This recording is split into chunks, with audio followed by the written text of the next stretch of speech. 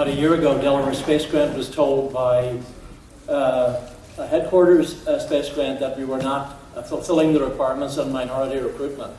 So it was apparent that we had to change the way we approached on the awarding of scholarships and fellowships to underrepresented minorities. So I contacted a faculty member at Delaware's only HBCU, and he will speak to you today. It's Dr. Chad Starks, who's an assistant professor in the Department of Sociology and Criminal Justice. Not your regular STEM department, but he's got a lot of significant things to say.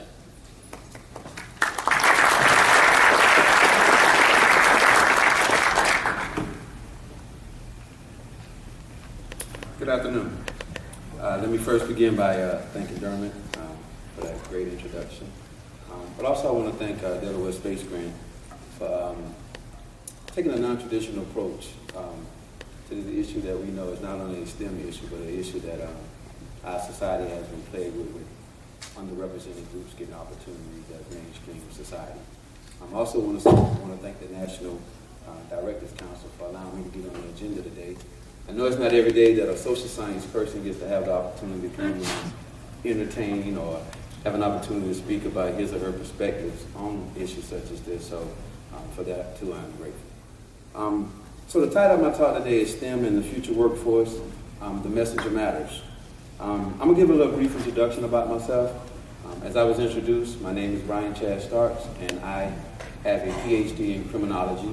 I'm an assistant professor in the Sociology and Criminal Justice Department at Delaware State University, and I'm also an associate director for the Delaware Space Grant.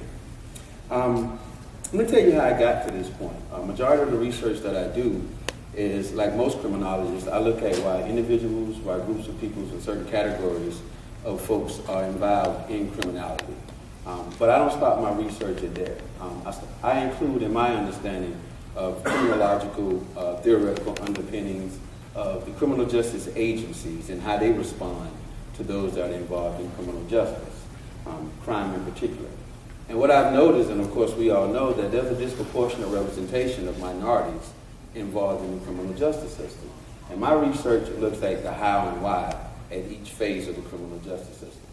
So I was able to have this opportunity as a graduate student to kind of take, disproportionate representation and kind of turn it on its head in academia. So what I did as a graduate student at the University of Delaware is, me along with two faculty members, we created what was called a Minority Mentor Lecture Series.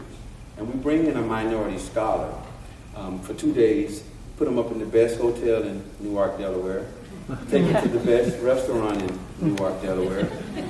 But we also advertise them in a way maybe not they have had the opportunity for their research or their accolades to be presented to mainstream society.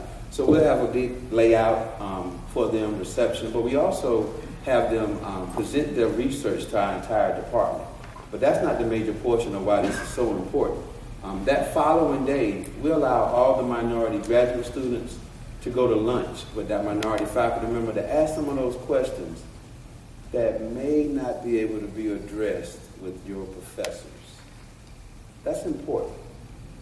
That's very important in understanding what I may face as a minority in the job market. What it would be like for me gaining access to certain data sets that allow me to publish, that will put me on the trajectory of gaining tenure or even a full professor.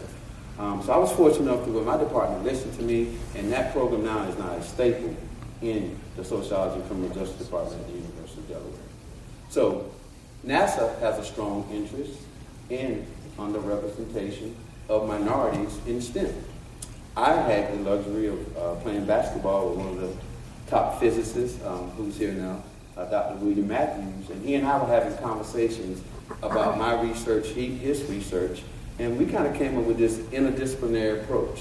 So I'm here to talk to you today about some of these interdisciplinary approaches that we've taken in an umbrella under the sociology of STEM.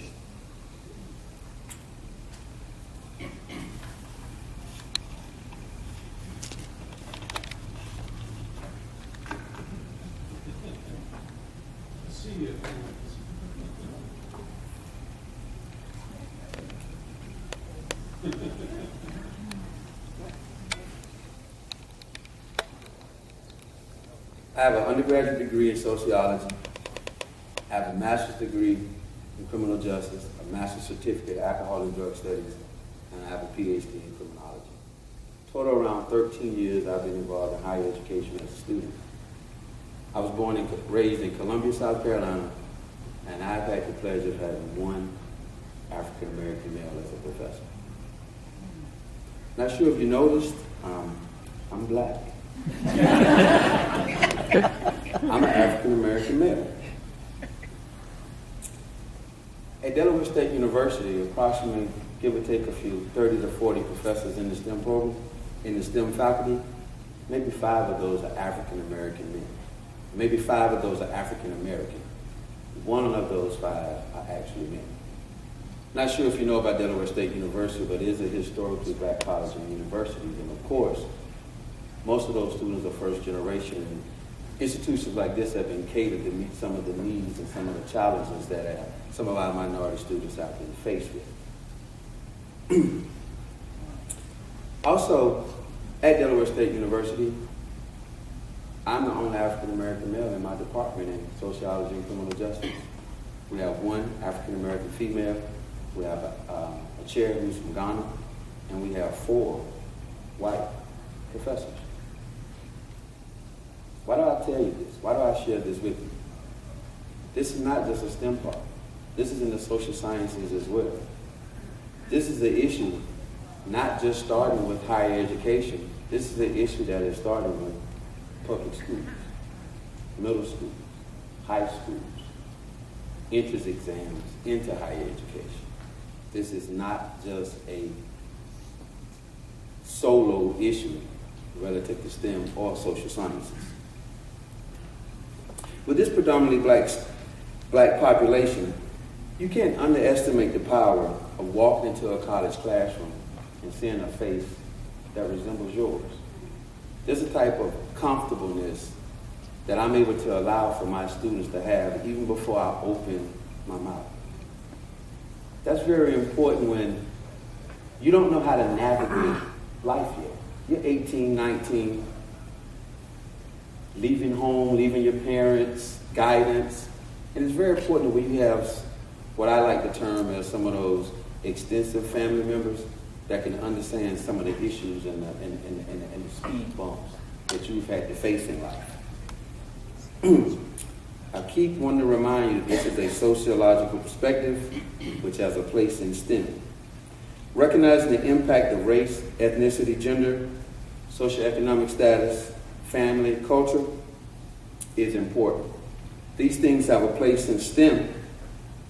For example, I was born in South Carolina, like I said. My mother was one of 14 children.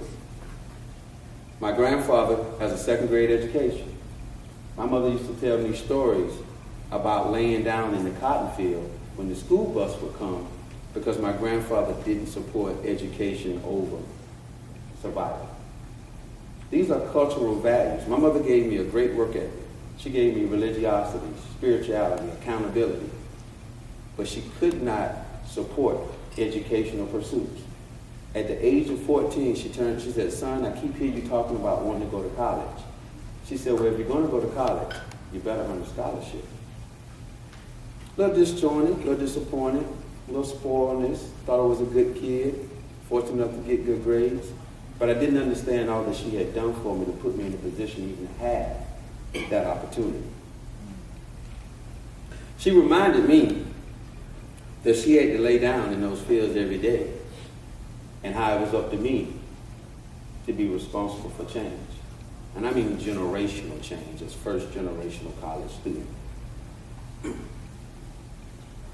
any of you relate to this story?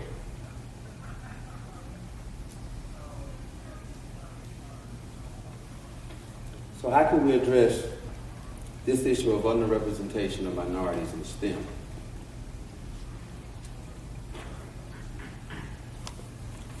We need more minority PhDs in STEM. Of course, we need more representation. There are things you can do each day to move in that direction.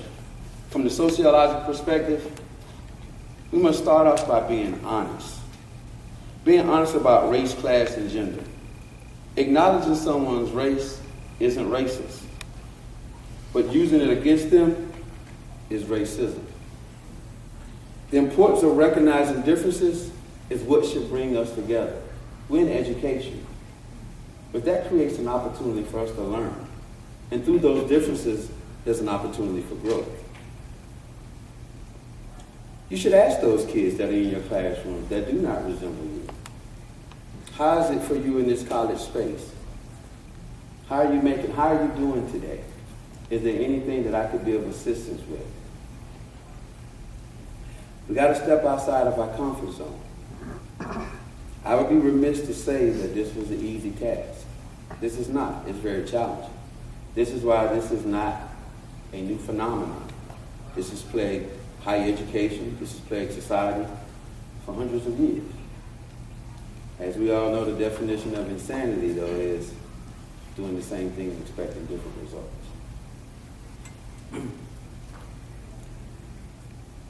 Along my journey, there were people that acknowledged that I had some skills that I may not have known myself. I did not start school off with the goal of becoming a PhD. In my graduate studies at the University of South Carolina, there was a white female that I worked for. She came to me one day and she said, "Chad, you should be a college professor." Please, lady, what are you talking about? Who's going to let me teach their children? Really? No, seriously, Chad. I brushed it off. She came back the next day with some job opportunities as an adjunct professor once I completed my master's. She wouldn't let me go. She wouldn't let me say no. Without her in my life, I wouldn't be here today standing in front of me. Her face did not resemble her. The messenger matters. There's an ethic of care that has to be increased. I write about an ethic of care in criminology. How many people working in criminal justice agencies come into contact with young black men in our criminal justice system? Attorneys, probation officers, jailers, law enforcement. After all the research that I've done, the probation officers are the one they're very fatigued of this continuing vicious cycle of seeing young black men being cycled in each and every day. There's an ethic of care that belongs in higher education. There's an ethic of care that we are in a position to do something about, to increase the number of underrepresented groups in higher ed, and specifically in STEM. It's going to take a non-traditional approach. It's going to take some honesty. If you don't know something, because a PhD doesn't always make us know everything. We can ask someone that does, and it's okay. It's okay because evidence-based outcome is what we all want. I believe the incongruities is how we go about doing it. And I think we need to start with having one of those honest and real conversations. I recognize that this is an uncomfortable conversation, but for things to change in African American and most minority communities, some of you are going to have to be uncomfortable. Imagine the African American, the Native American, the Latino, the Hispanic, and oftentimes female. Are they uncomfortable in your classes?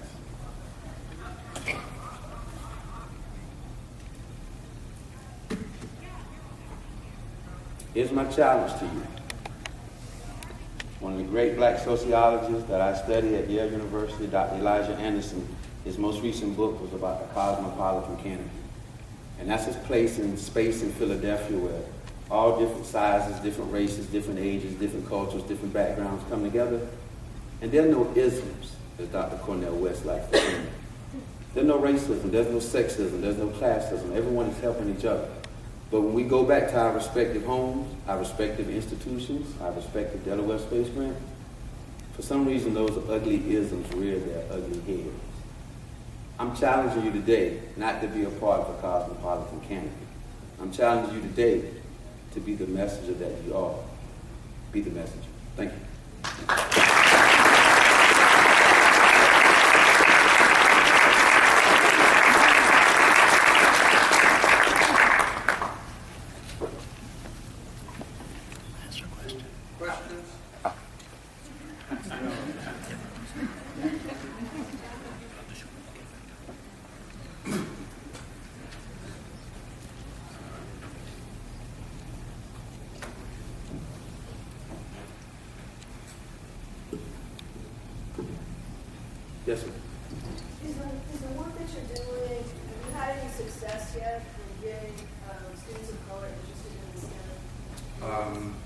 careful about how I operationalize success, but I've got access to some data, and I was so happy to see Dr. Johnson say that he's very interested in data.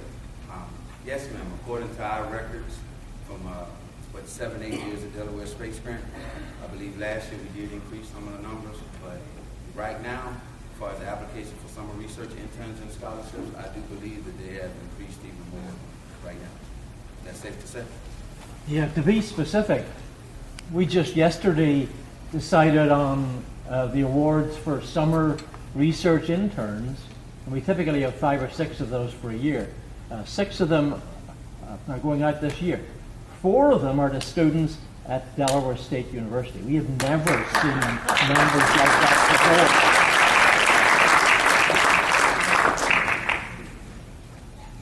Yes, sir. I'm a student, I'm not really from this place, but I really like your speech, by the way. It talks about how people from two races don't really follow STEM or sciences that are, which is amazingly true.